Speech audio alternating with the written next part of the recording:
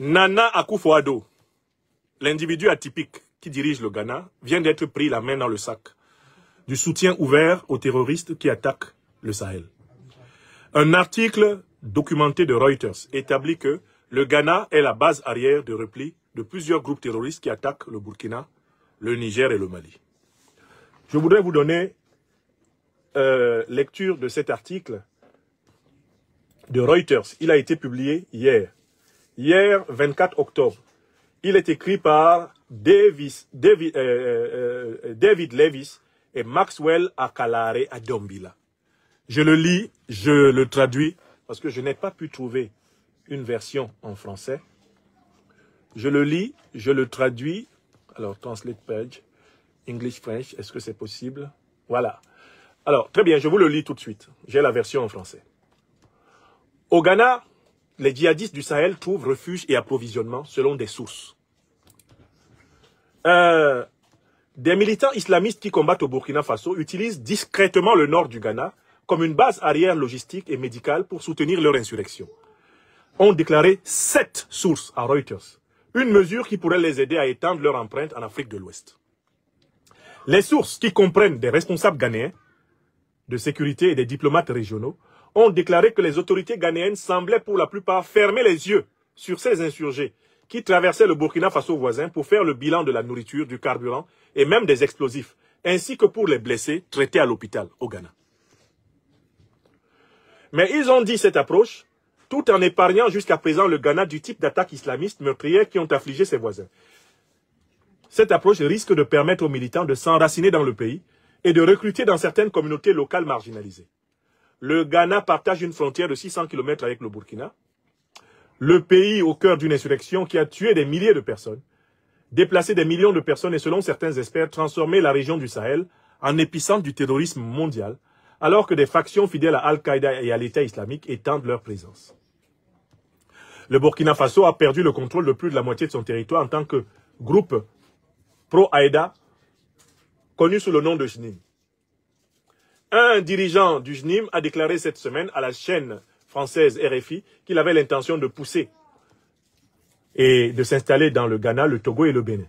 Contrairement au Bénin et au Togo, le Ghana n'a pas subi d'attaque majeure. Boniface Gambila Adarbila, ambassadeur du Ghana au Burkina Faso, a déclaré à Reuters que les militants prenaient profit des frontières poreuses et considéraient le Ghana comme un sanctuaire, mais a nié les suggestions selon lesquelles les autorités avaient de facto conclu un pacte de non-agression avec les djihadistes. Il a déclaré que le Ghana travaillait avec le Burkina Faso pour mettre fin à cela. Le Ghana, qui organise les élections en décembre, est considéré comme une démocratie forte et a des relations étroites avec les nations occidentales, en particulier le Royaume-Uni et les États-Unis, qui le félicitent régulièrement pour son rôle dans la promotion de la paix et de la sécurité dans la région.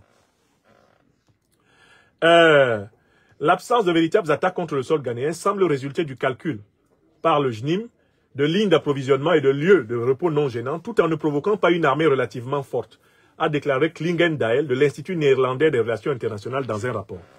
L'organisation a déclaré que le Ghana s'attaquait à la menace de plusieurs manières, y compris les opérations conjointes avec les voisins.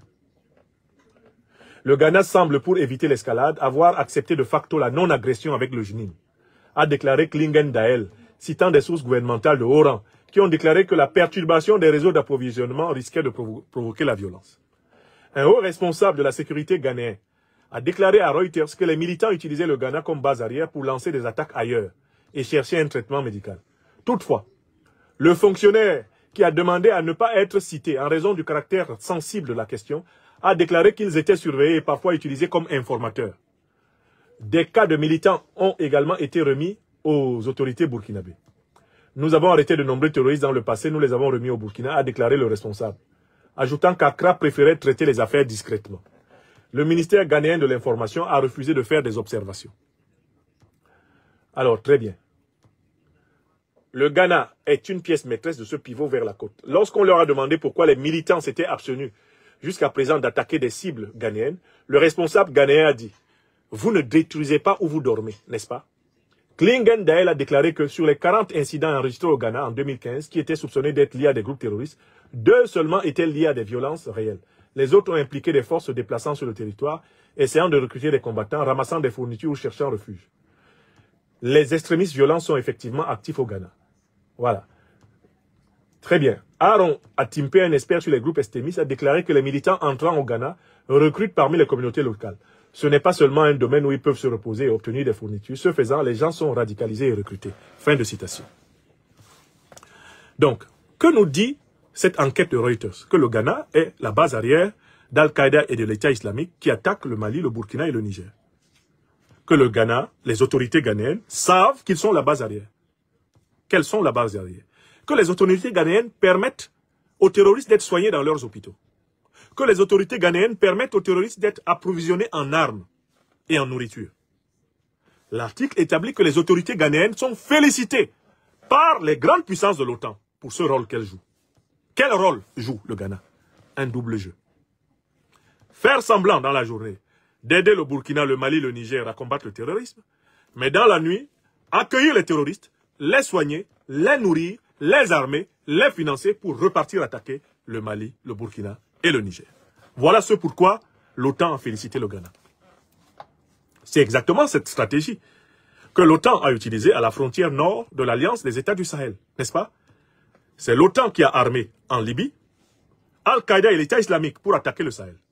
Et c'est le même OTAN qui est venu proposer ses services au Mali, au Burkina et au Niger pour combattre les terroristes que l'OTAN a armés auparavant, précisément en Libye. Vous avez bien compris? C'est le même mécanisme qui est utilisé au Ghana.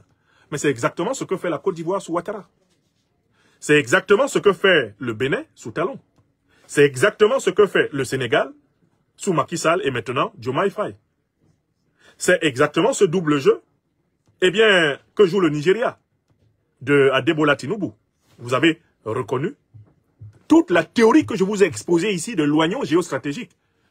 En Afrique de l'Ouest, les choses se présentent comment? 1.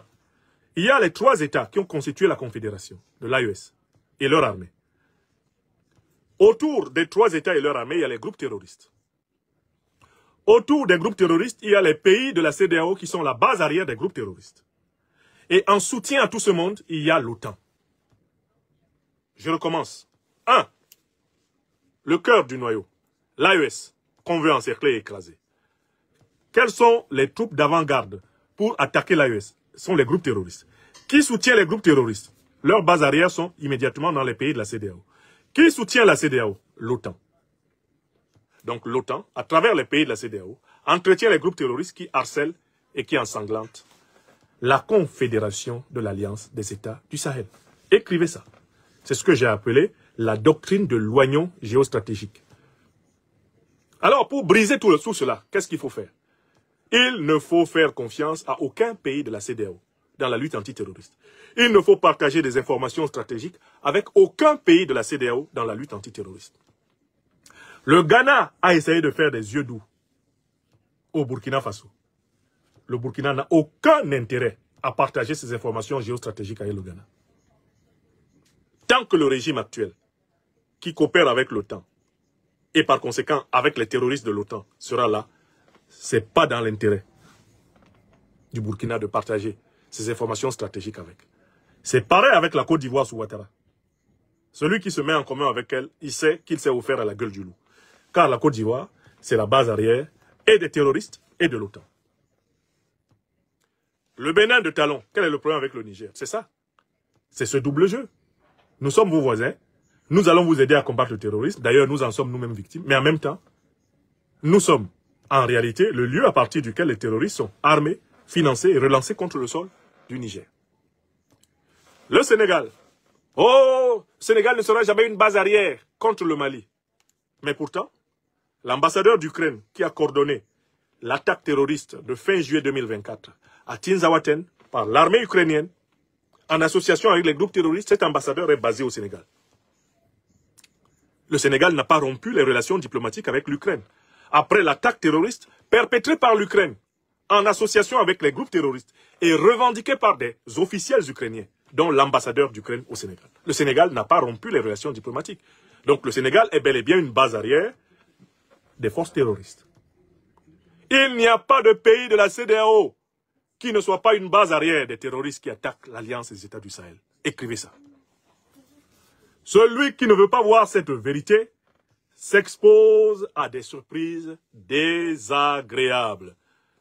La CEDEAO est une organisation néocolonisée, sous contrôle de l'impérialisme. Son objectif, c'est d'empêcher les Africains de construire des puissances souveraines. C'est cet objectif qui a été assigné également à l'Union africaine, d'où son impuissance. L'alliance des États du Sahel, les peuples africains ne doivent compter que sur eux-mêmes et sur leurs alliés anticolonialistes et anti-impérialistes historiques. Voilà la vérité. Rien d'autre à ajouter, c'est ce que je voulais vous dire. Veuillez tout simplement vous abonner et activer la cloche de notification pour ne rien rater. Retrouvez KDV Africa sur YouTube, Facebook, TikTok.